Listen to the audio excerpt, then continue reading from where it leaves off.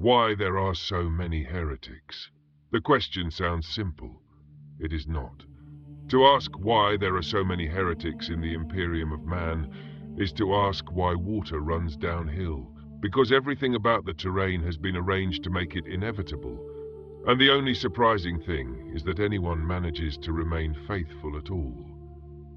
The Imperium has spent 10,000 years building a civilization optimized for the production of heretics, punishing them with spectacular violence and then expressing bewilderment that more keep appearing.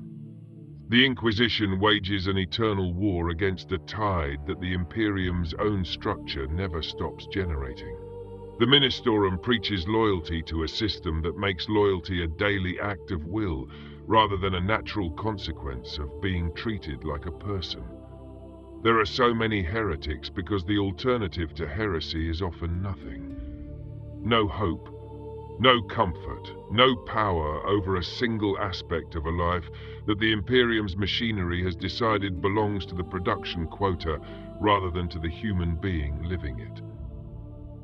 And when the alternative to nothing is something, even something terrible, the arithmetic of desperation is not complicated. This is the answer the Inquisition does not write in its official reports. The reports contain different answers. Foreign corruption, Xeno's interference, the inherent weakness of unguarded minds, the eternal malice of the ruinous powers. All of these are true. None of them is the whole truth. The whole truth is that the Imperium of Man is one of the most effective heresy-generating mechanisms in the galaxy, and the scale of the heresy problem at any given moment is a fairly accurate measurement of how badly the Imperium is currently failing the people it claims to protect. Begin with the conditions. Begin where all the heretics begin. The conditions. The average citizen of the Imperium is born into a hive city, or a feudal world's peasant class, or a mining settlement on an asteroid, or one of 10,000 other configurations of human existence that share the common feature of not asking anyone's permission before applying to them. The vocation was decided before they were born. The food is recycled. The air is second-hand. The life expectancy is determined by how efficiently the local manufacturer is running and how much the arbites are being paid to maintain order, rather than simply enforce it. This is not a conspiracy against the common citizen. This is simply the Imperium operating as designed. A civilization built to produce the maximum possible output for the eternal war that sustains its existence, with human well-being as a secondary consideration to the extent it is considered at all. The tithe must be met. The Astra Militarum must be fed. The hive must produce its quota of weapons and soldiers and corpse starch and processed goods, and if the conditions under which that production occurs are not compatible with human flourishing, this is an operational detail rather than a moral failure in the assessment of the people doing the assessing. The Ministorum tells the common citizen that their suffering has meaning. The Emperor watches over them. Their labor is devotion. Their pain is sanctified by the service it represents. This message is delivered by priests of varying quality and sincerity, in temples that range from the magnificent to the barely standing, with a consistency that reflects not genuine pastoral care, but the Ministorum's understanding that a population with a framework for meaning is a population that continues working rather than burning things down. The message is mostly true in the theological sense. The Emperor does exist. The Astronomicon does sustain the Imperium. The sacrifice of the common citizen does contribute, in ways so diffuse they are nearly impossible to trace, to the survival of humanity in a galaxy that wants to end it. The problem is that your suffering contributes to the aggregate survival of your species, is not, as a practical matter, sufficient comfort when the person delivering the message has 3 meals a day and you have 1. And when the specific suffering that is sanctified is not abstract sacrifice, but the very concrete experience of standing at a manufacturum station for 16 hours under conditions that slowly destroy your body, eating food that the manufacturing process describes as nutritious without quite making any additional claims. The Chaos Gods offer something different. They offer something specific. What chaos offers? This is the part the Inquisition's official literature handles badly, because handling it well would require acknowledging something the Inquisition cannot afford to acknowledge. The Ruinous powers are genuinely competitive. They are not simply lies. They are offers. And the offers are calibrated to exactly what the person receiving them most lacks. Khorne does not appeal primarily to bloodthirsty maniacs. Khorne appeals to people who have no power over anything in their lives, and who are presented with the opportunity to have power over something, specifically the power to determine who lives and who does not in a given immediate vicinity. The person who has never been able to influence a single outcome in their controlled and quota-driven existence finds in Khorne's service the experience of genuine agency for the first time. The berserker screaming through a manufactorum floor is terrifying. The person who became that berserker was terrified for their entire previous life in ways that nobody in authority noticed or cared about. Slaanesh does not appeal primarily to dissolute nobles seeking new pleasures. Slaanesh appeals to anyone who has been told their entire life that they are not entitled to want things, that their needs and desires are irrelevant to the production quota, that the experience of pleasure is a distraction from their duty, that the appropriate emotional register for an Imperial citizen is dutiful and nothing more.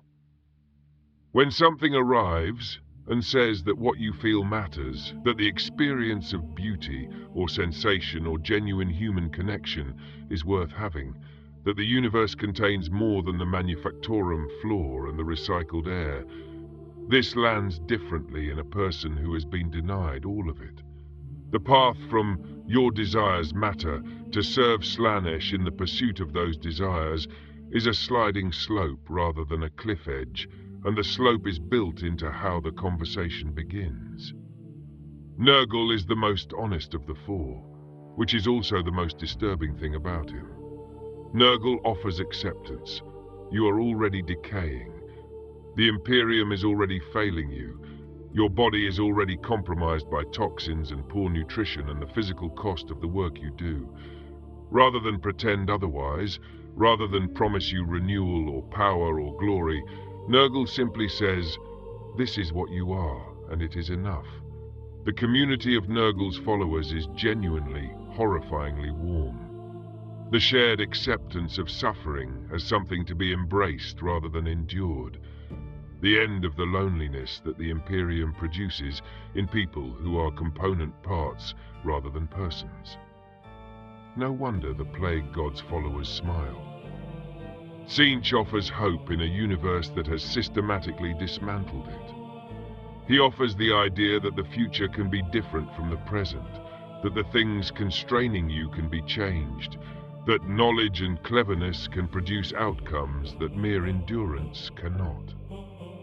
In an Imperium that tells its citizens their purpose is fixed and their future is the same as their present and change is either heresy or above their station, Tzeentch's promise of mutability is the most heretical idea available. The Magister who turns to Tzeentch is often a person who has spent years believing that the system could be improved, and gradually accepting that improvement within the system is impossible. The Chaos Gods are not offering lies. They are offering real things to real people with real deficits, and the cost they attach to those things is not always visible at the beginning of the bargain. By the time it becomes visible, the person has usually made enough choices that turning back would require more than they have. The Imperial definition of heresy. Part of what makes heresy so prevalent is that the definition is extraordinarily broad. Within the Imperium, heresy is technically any action or opinion contrary to the interests of the imperial regime or its teachings. This is a definition capacious enough to accommodate nearly anything, and in practice it accommodates nearly everything. Failing your production quota is heresy. Expressing an unconventional opinion about the correct interpretation of the Imperial Creed is heresy. Possessing a non-sanctioned psychic ability is heresy. An involuntary condition of your neurology is punishable by death. Associating with Xenos is heresy. Speaking favorably about any aspect of Xeno civilization is heresy. Practicing medicine with methods not sanctioned by the Adeptus Mechanicus is heresy. Owning technology that the Mechanicus has not approved is heresy.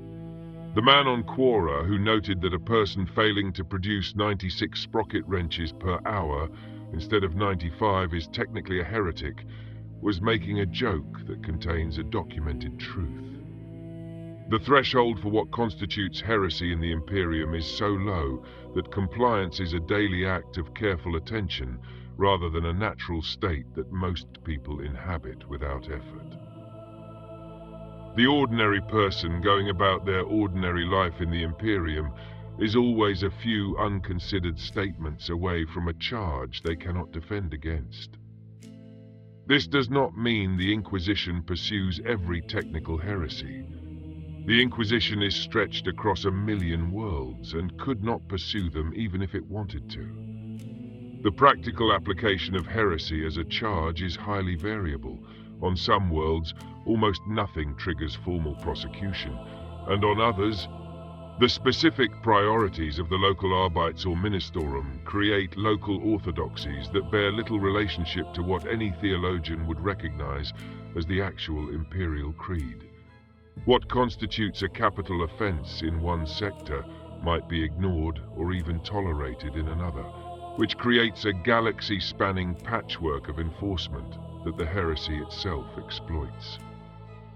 The broader point is that when the official definition of heresy includes both worshipping the chaos gods and failing your quota, the person who has already committed the latter has substantially less psychological distance to travel to the former. The system does not distinguish in its essential characterization between the person who questioned a priest's interpretation of doctrine and the person who sacrificed their neighbors to corn. It calls them both heretics. The person who has been called a heretic for the former has had one of the guardrails between themselves and the latter removed, because the label no longer differentiates. The Inquisition understands this better than the Ministorum does, which is why the more experienced inquisitors spend significant effort distinguishing genuine chaos corruption from mere dissent and grievance, not from mercy, but from the pragmatic understanding that treating every malcontent as a fully committed heretic is an extremely effective way to produce fully committed heretics. The warp and the planet. The warp is the problem that no administrative solution can address, and the problem that makes everything else worse. The warp is the psychic mirror of real space, an extra-dimensional realm of pure emotion and will, where the chaos gods exist as entities fed by and composed of the emotional output of every thinking being in the material universe.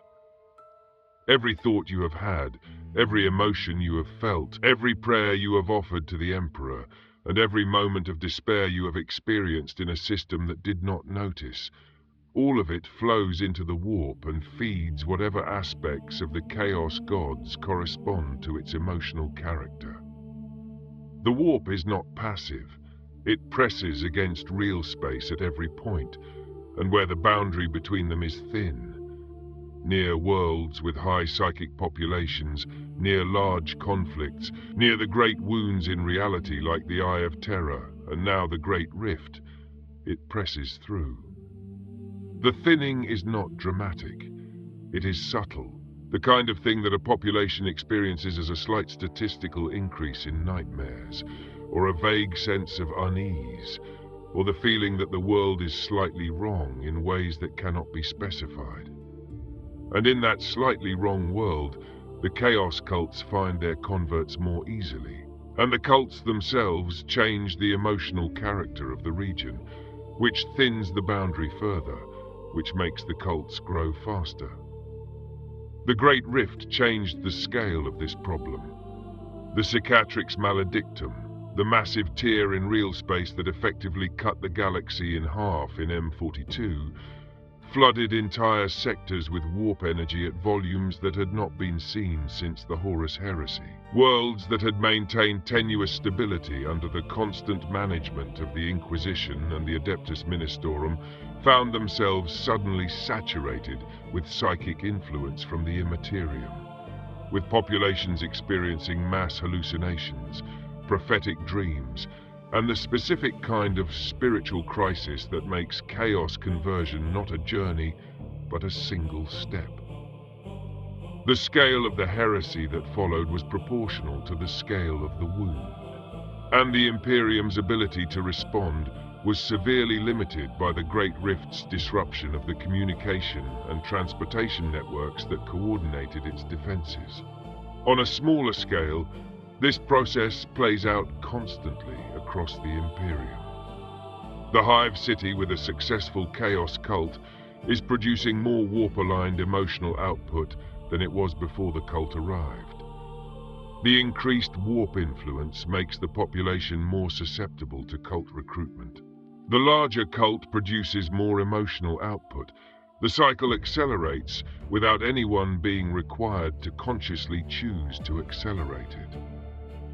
The individual cultist who was recruited by a charismatic leader in a hab block is participating in a much larger process that they cannot see and that nobody thought to tell them about. Because the Imperium's official position on the warp is that most citizens should not know that it exists.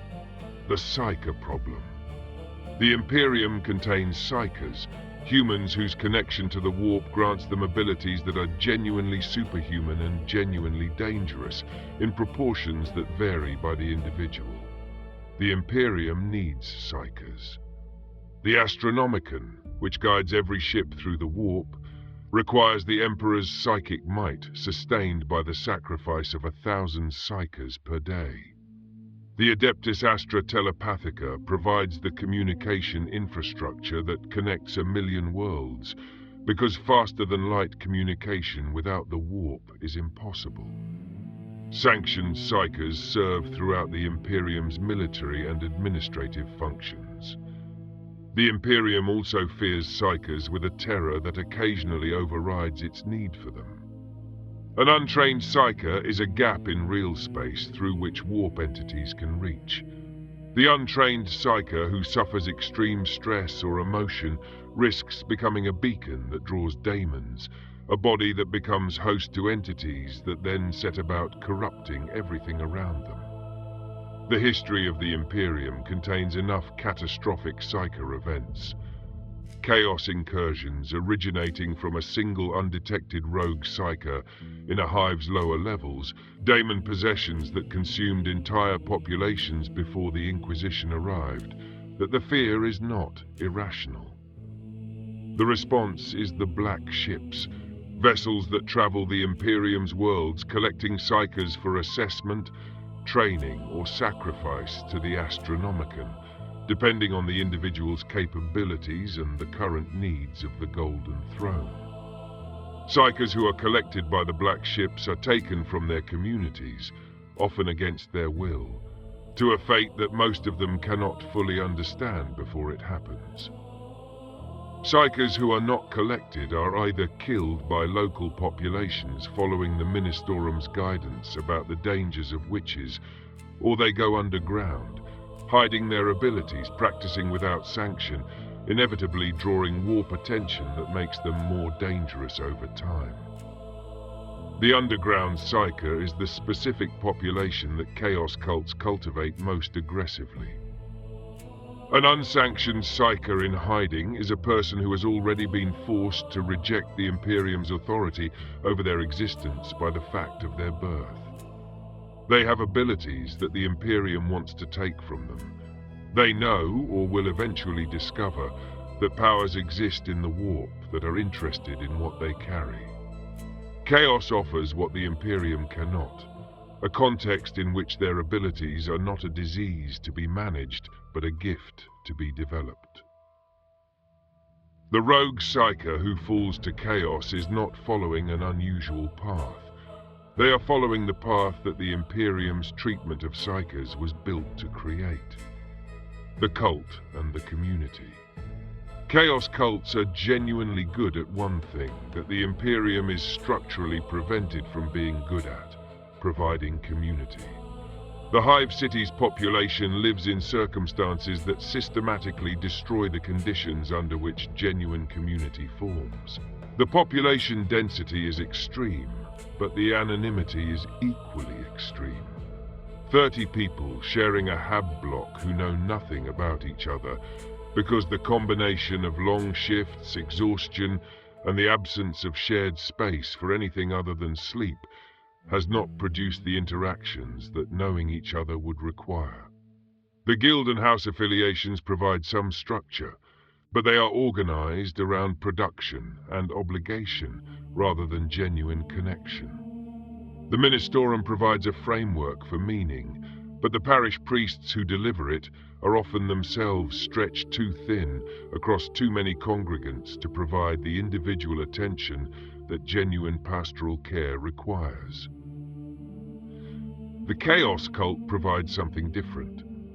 A small group of people who have been brought together by shared experience and gradually deepened commitment, who meet regularly, who know each other's names and circumstances, who have developed the specific solidarity of people who are doing something together that the outside world would destroy them for doing. The early stages of cult recruitment look, from the outside and occasionally from the inside, remarkably like the formation of a genuine community. People who felt invisible feel seen. People who felt powerless feel purposeful. The darkness at the end of the process is not visible at the beginning. The demagogue, the specific individual whose charisma and vision draws people into the cult's orbit, is doing something that the Imperium's official institutions do not do. They are treating the potential recruit as a person whose interior experience matters. The grievance is acknowledged. The desire for something different is validated. The specific offer varies by which aspect of chaos the cult serves, but the mechanism is consistent. The Ministorum tells you your suffering has cosmic meaning. The demagogue tells you your suffering was caused by something specific that can be changed, and here is the community that is going to change it. The Inquisitor's Handbook for Dealing with Cult Activity notes with clinical precision that by the time most cults are detected, they have been operating for years. The early stages are invisible because they look like ordinary social life. The later stages are invisible because the cult has learned, through the process of continuing to exist in a system that kills heretics, how to conceal itself. The transition between the two is gradual enough that individual cult members often cannot identify the moment when they crossed from dissatisfied community members to committed worshippers of the ruinous powers, the noble and the heretic. Chaos cults arise from every class of Imperial society. The Ordo Hereticus documents this explicitly. The point deserves emphasis because the common understanding of chaos corruption centers on the desperate and the marginalized, the underhive dweller, the dispossessed, the mutant. These populations are certainly represented in cult membership, and the conditions that drive their conversion are easier to see precisely because desperation is legible. The noble's path to chaos looks different and is often harder to detect because the noble is not converting out of desperation but out of something more specific to the experience of people who have everything and find it insufficient. The Imperium's nobility is maintained by networks of obligation and competition, that would be familiar to anyone who has studied human political history. Alliances, marriages, debts, betrayals, the slow accumulation of grudges and advantages that constitutes political life at any level. What is not familiar is the specific flavor of the 41st millennium, a context in which every political advantage eventually runs into a ceiling, where the most powerful planetary governor in their sector is still subject to the oversight of the Mechanicus and the Inquisition, and the Administratum and the Ministorum, and the various other imperial institutions with jurisdiction over aspects of their domain. The ambitious noble who has exhausted the legitimate means of advancement reaches for something outside the legitimate frame. Chaos offers the one thing that the Imperium's legitimate hierarchy cannot, power that the hierarchy cannot remove. The pact with a chaos entity, the transformation that dark gifts produce, the specific capabilities that come with dedication to the Ruinous powers, these are advantages that cannot be taken away by a decree from Terra or a rival house's legal maneuvering. The noble who turns to chaos is often not a person who has given up on power within the system. They are a person who has concluded that power within the system has limits they are no longer willing to accept. The rogue trader who has operated beyond the Imperium's borders and encountered things that challenge the framework the Ministorum provided is another version of this path. The experiences that travel beyond the Astronomican's light produces. The alien cultures, the warp phenomena, the specific quality of being beyond the reach of every institution that defines what is and is not acceptable, have a well-documented correlation with the rate of later heresy charges. The Inquisition watches rogue traders with the specific attention reserved for categories of person who have been places that change people. The Astra Militarum commander who has been fighting the Imperium's enemies for long enough to know how thin the justifications for some of those wars actually are, is the military version of the same process. The conviction that the cause is worth dying for, worth ordering other people to die for, requires a specific quality of faith that years of Imperial military service can maintain or erode, depending on what those years contain. The deserter who becomes a heretic is often a person whose faith was eroded by what they were asked to do in its name. What the Inquisition does. The Inquisition is the Imperium's response to heresy, and its existence and methods are both a response to the scale of the problem and a contributor to it. The Ordo Hereticus is the primary arm dedicated to the persecution of witches, mutants, and human heretics. The Ordo Malleus focuses on demonic incursion and the forces of chaos directly. The Ordo Xenos concerns itself with alien threats and human collaboration with them. All three operate with levels of authority that effectively place inquisitors above the normal imperial hierarchy. An inquisitor can commandeer military forces, suspend planetary governance, and order the execution of anyone from a hive prole to a planetary governor on the basis of their judgment alone. The latitude this grants is enormous. So is the variation in how it is used.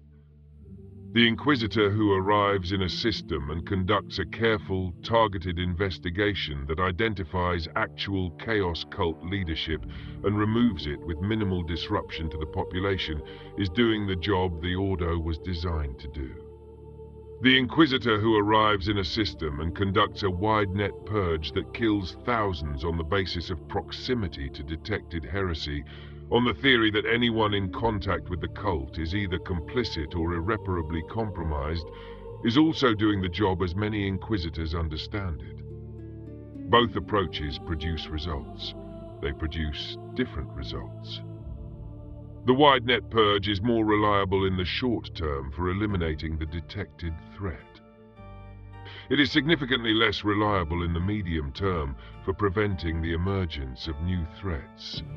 Because the experience of watching your neighbors killed for association with people they may have had no reason to suspect, produces, in the surviving population, exactly the quality of rage and despair and loss of faith in the Imperium's claimed justification for its actions that chaos cults draw on for recruitment.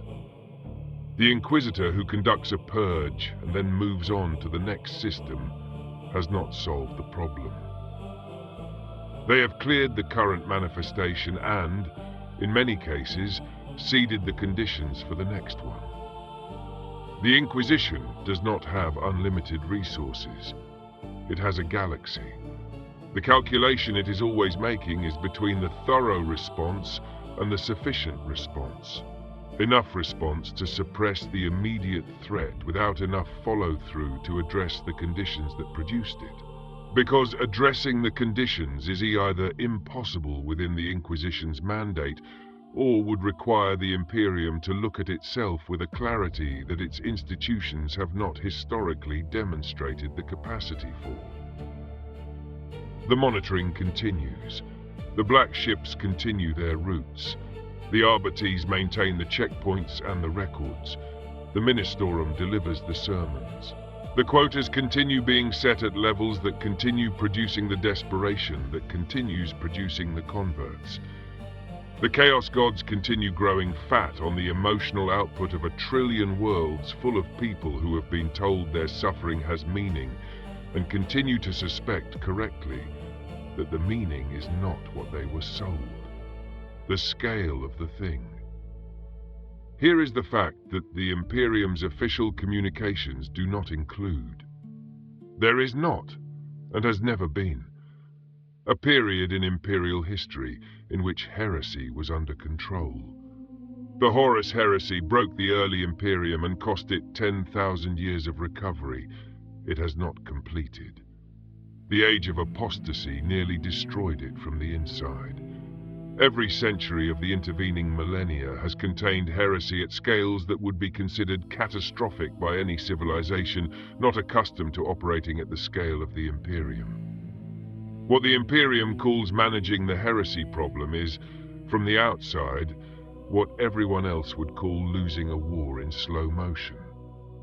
The Inquisition has a category for worlds that have fallen so completely to chaos corruption that they cannot be recovered. The category is called a daemon world, and there are more of them than the Administratum's public records acknowledge.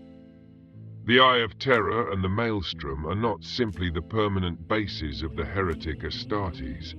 They are regions of space where the warp has permanently broken through because of the density and duration of chaos activity that the surrounding Imperium was unable to contain. They are what heresy looks like when it has been sustained at sufficient intensity for sufficient time without adequate response. The Great Rift is the largest version of this process in the current era. The Cicatrix Maledictum is not a natural feature of space. It is the product of 10,000 years of the warp being fed by the emotional output of the Imperium's suffering population, accumulated to a breaking point. Abaddon's 13 Black Crusades were not simply military campaigns. They were psychic pressures on the boundary between real space and the warp, building toward a moment when the boundary would give. The moment arrived in M42, and the boundary gave, and the galaxy has not been the same since. This is heresy at the maximum scale, not individual cultists in the Underhive, not a planetary governor's pact with Tzeentch, but the cumulative consequence of everything the Imperium produces, measured in warp space in a unit of currency that the Chaos Gods never stop collecting. Why it continues. The Imperium cannot fix this. This is important to understand. The conditions that produce heresy are the conditions that produce the Imperium's military and economic output, which is the output that sustains the civilization against the other threats that would end it faster than heresy does.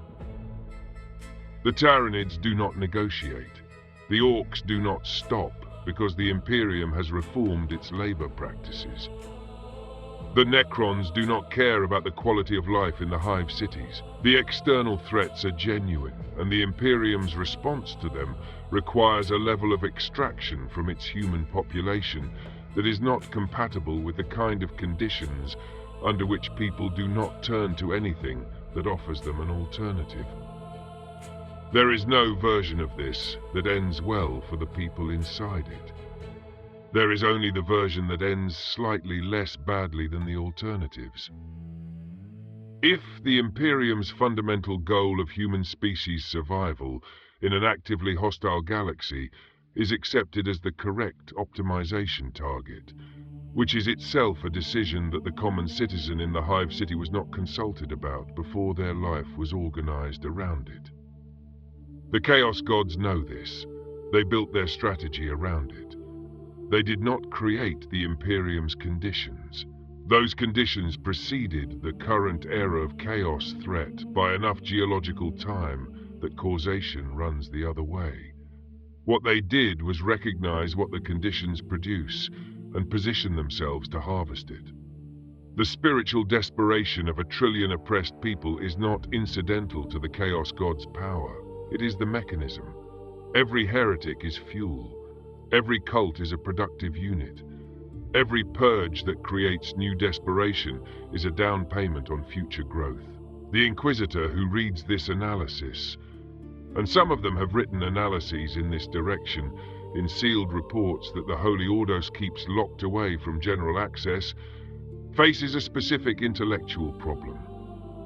To acknowledge the structural nature of the heresy problem is to acknowledge that the solution to heresy is a different Imperium, which is a thing the Inquisition is not capable of producing, and which the current Imperium's institutions are not organized to become. So the investigation continues. The cults are found and burned. The populations are purged with whatever thoroughness the local commander's temperament permits. The black ships continue their rounds. The Astronomicon continues burning. The quota continues being met or not met, and the people who fail to meet it continue learning what the consequences of failure are. And the cults continue finding that the population of potential recruits continues being generously supplied. The heretics keep coming because the Imperium keeps making them. There is no version of this that the Imperium can admit out loud. There is only the purge and the sermon, and the recycled air, and the production quota, and the knowledge carried somewhere below the threshold of articulation in the minds of billions of Imperial citizens. That the gods who answer desperate prayers are the gods whose names cannot be spoken, and that those gods, unlike the silent emperor on his distant throne, consistently pick up when called. The cultist kneeling in the Hab block basement, painting the sigil on the wall with hands that have been deciding for the last 3 years whether to do this, is not a mystery. The mystery is that anyone manages not to. The mutant. No account of heresy's prevalence is complete without the mutant, because the mutant represents the most direct collision between the Imperium's stated theology and the physical reality of what living in the Imperium does to human bodies. The Imperium's official position on mutation is that it represents deviation from the divine form of the human, which is the form the Emperor intended and the form to which all faithful citizens should aspire. Mutation is associated with chaos taint, with the mark of the ruinous powers on a bloodline, the consequence of exposure to warp energy, the physical evidence of spiritual corruption. The mutant is instructed to present themselves to the authorities, who will assess whether their mutation is manageable or requires purging. In practice, the mutant who presents themselves to the authorities is usually purged. The physical reality is that the Imperium's industrial worlds, the hive cities, the mining colonies, the processing facilities, expose their populations to extraordinary concentrations of toxins, radiation, and in some cases genuine warp contamination from weapons testing or proximity to areas of intense psychic activity. The mutations that these exposures produce in human populations are biological responses to environmental conditions. They are not, in most cases, the mark of chaos. They are the mark of what happens when you build a city on top of 10,000 years of industrial waste and ask people to live in it. The mutant who has been born into a mutation they did not choose and cannot remove, who knows that official contact with the Imperium means death, who lives in the Underhive specifically because it is the only place Imperial authority does not consistently reach, is a person whose relationship with the Imperium is already fundamentally adversarial before any Chaos cultist arrives to recruit them. The recruitment conversation is brief. Here is a community that will not kill you for what you are. The mutant population of any major hive city represents one of the most reliable cult recruitment pools the Chaos gods have access to, and this is entirely the Imperium's fault. The doctrine that equates biological mutation with spiritual corruption is not accurate as a general principle. Many mutations are environmentally produced and carry no more spiritual significance than a callus. The application of that doctrine to populations whose mutations are the product of the Imperium's own industrial processes, with the result that those populations are driven underground and radicalized, is one of the more complete examples of the Imperium creating the problems it then spends enormous resources attempting to suppress. The Deserter. The Astra Militarum is the Imperium's primary military instrument. Hundreds of millions of soldiers drawn from a galaxy of worlds, fighting the wars that have not stopped for 10,000 years across 1,000,000 planets. The attrition rate of this force is not something the Departamento Munitorum publishes. What the available evidence suggests is that the average life expectancy of a frontline guardsman in an active war zone is measured in weeks, and that the proportion of recruits who will see the campaign that took them completed before they are killed is significantly less than half. Desertion from the Astra Militarum is a capital offense. So is failure to advance under fire. So in many regimental cultures is questioning the orders of a commanding officer in any context other than a formal debriefing. The military framework within which the average guardsman operates is designed to leave no available option between compliance and death, on the theory that an army that permits desertion will be unable to maintain the fighting strength that the Imperium's permanent war requires. The deserter who has survived the immediate consequences of their desertion, who has made it past the commissar, evaded the regimental provosts, found their way off the planet or into the local wilderness where pursuit becomes impractical, is a person who has rejected the most fundamental demand the Imperium makes of its citizens. They have said, in the most concrete possible terms, that their life matters more than the war that requires them to spend it. This is a profound heresy in the Imperium's framework, where the individual's worth is defined by what they contribute to the collective.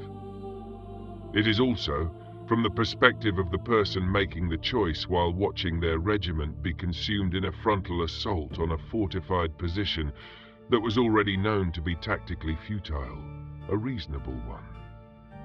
The deserter does not typically begin as a heretic in any theological sense. They begin as a person who has decided to live. The path from that decision to chaos worship is not inevitable, but it is well trodden. The deserter in hiding requires resources, community, and protection from the pursuit that the Imperium will mount for them. And the Chaos Cult provides all three with fewer questions than any alternative. The heretic Astartes warbands that recruit deserters from Imperial military units are not reaching far for their converts. They are catching people who are already in the air. The word bearers and the shape of corruption. The original and most efficient heresy producers are not the Chaos cults in the hive cities, numerous as they are. They are the Heretic Astartes, the Space Marine legions who turned against the Emperor during the Horus Heresy 10,000 years ago and have been fighting to bring down the Imperium ever since from their strongholds in the Eye of Terror and the Maelstrom. The Word-Bearers are the most significant of these for understanding how heresy propagates rather than simply exists. Before the Horus Heresy, the Word-Bearers were the most fanatically devoted of all the Space Marine legions, the ones who spread the Emperor's glory to every world they added to the Imperium, not merely as a practical matter, but as an act of religious devotion. Their entire identity was organized around worship of the Emperor as a god, and when the Emperor, who wanted no such worship, publicly humiliated their Primarch Lorgar and forced the Legion to kneel in submission, the Word-Bearers' faith did not die. It redirected. What the Word-Bearers became after that humiliation: the architects of the Horus Heresy, the missionaries of chaos to every corner of the galaxy, the Legion whose primary military function is not combat but conversion, represents the most complete version of the heresy problem. The Word-Bearers understand faith better than any institution in the Imperium because they were once the Imperium's most faithful servants. They know what faith requires to hold, and they know with equal precision what it requires to break. And they have spent 10,000 years applying that knowledge to the populations of Imperial worlds.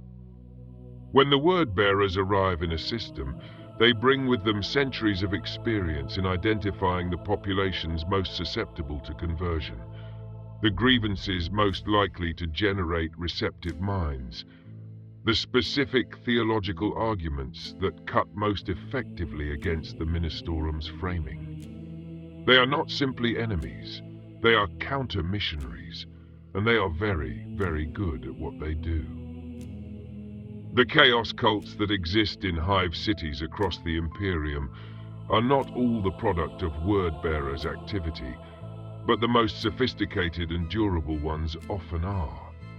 Cells established through careful, slow recruitment that can sustain themselves for generations without detection, waiting for the moment when the Word-Bearers or their Chaos Space Marine allies need them active. The Inquisitor's problem. The Inquisitor Eisenhorn, whose memoirs represent one of the most detailed first-person accounts of fighting heresy from the inside of the system that fights it, noted at one point that the heresy problem was not a problem to be solved, but a condition to be managed. This is the most honest thing an Inquisitor has said in any publicly accessible record. Managing the heresy condition requires the Inquisition to make constant decisions about what level of heresy is tolerable in exchange for what other things. The Adeptus Mechanicus practices a religion that, evaluated strictly against the Imperial Creed, is deeply heretical. The Omnissiah is not the Emperor. The machine god is a distinct theological construct, and the practices of the cult Mechanicus diverge from Imperial orthodoxy at nearly every point. The Imperium tolerates this completely because without the Adeptus Mechanicus, nothing runs. The decision to tolerate Mechanicus heresy has been made by every generation of Imperial leadership since the Great Crusade, and the Ministerum has learned to avert its eyes. The Space Marine chapter cults, the individual theological and cultural traditions of each chapter, which vary considerably from the Ministerum's orthodoxy and from each other, represent a similar category of tolerated heresy. The Blood Angels' veneration of their Primarch Sanguinius, the Space Wolves' entire approach to their culture, the Dark Angels' sealed history and mysterious penitence. These are deviations from the norm that the Imperium accepts because the Space Marines are too useful and too powerful to purge over theological differences. What this reveals is that the Imperium's application of the heresy charge is explicitly calibrated by power. The institution powerful enough to be necessary is never heretical, regardless of what it actually believes. The individual powerless enough to be expendable is always potentially heretical, regardless of what they actually do. The chaos cult that recruits a planetary governor is a strategic crisis. The chaos cult that recruits hive proles is a purge operation. The theology is identical. The response is determined by the social position of the people involved. This calculation is not irrational within the Imperium's logic. It is, however, visible to the people on the receiving end of it, and its visibility is one of the more effective arguments the chaos cult demagogue has available. The Imperium's heresy laws are enforced against the people who have nothing. They are suspended for the people who run things. The people who have nothing and have noticed this are not particularly well positioned to conclude that the Imperium's framework for evaluating who is and is not spiritually acceptable is operating in good faith. The unchangeable thing. The Chaos Gods are emotion. This is not metaphor. They are literally composed of emotional energy, given form and will and terrible sentience by the accumulated feelings of every thinking being in the galaxy across millennia. Khorne is battle rage and violence and bloodlust. Slaanesh is sensation and desire and the pursuit of experience to its extremity. Nurgle is despair and decay and the strange acceptance that comes from having nothing left to lose. Tzeentch is ambition and hope and the frustrated intelligence of beings who can see what they want but cannot reach it. The Imperium produces all of these constantly and in enormous volumes. The permanent war generates Khornate energy. The systematic denial of pleasure and sensation in the lower hive generates Slaaneshi energy. The conditions of 1 billion people who have accepted that their circumstances will not improve generates Nurglite energy. The frustrated ambitions of the millions who were born capable of more than the production quota requires and are not permitted to do it generates Tzeentchian energy. There is no version of the Imperium that stops doing this. The permanent war is necessary for survival. The denial of pleasure is a consequence of resource scarcity that the permanent war compounds. The acceptance of poor conditions is a psychological adaptation to conditions that cannot be immediately changed. The frustrated ambition is the inevitable result of a civilization that requires rigid hierarchy to function at scale. These are not problems with solutions within the existing framework. They are the existing framework. The Chaos Gods are not winning because they are more powerful than the Emperor. They are winning the attrition war because the civilization the Emperor built generates their power whether it intends to or not, and has done so for 10,000 years, and the accumulated output of 10,000 years of 1 trillion worlds. Suffering is more than any institution has the capacity to counter. The Inquisition fights, the Ministorum preaches, the Arbites patrol, the Black Ships collect. The Astra Militarum burns the worlds that burn too completely to save. And in the Hab Block basement, the paint dries on the sigil, and the new member of the cell realizes they feel, for the first time in their adult life, like something is happening. Like their existence has a direction, like the universe contains more than the shift and the quota and the recycled air. This is what heresy feels like from the inside. Not darkness. Not obviously evil, just the relief of something finally giving a damn. The Imperium has not found a way to offer that. It is not clear it knows it needs to. The answer. So, why are there so many heretics? Because the Imperium's definition of heresy is broad enough to encompass nearly every form of dissent, making vast numbers of its citizens technically heretical before any chaos contact occurs. Because the conditions of life for the majority of the Imperium's citizens are incompatible with the kind of sustained loyalty that the Ministorum demands without offering adequate compensation for it. Because the Chaos Gods exist and are accessible and offer genuine things to people with genuine deficits, with costs that are not always visible at the moment of the offer.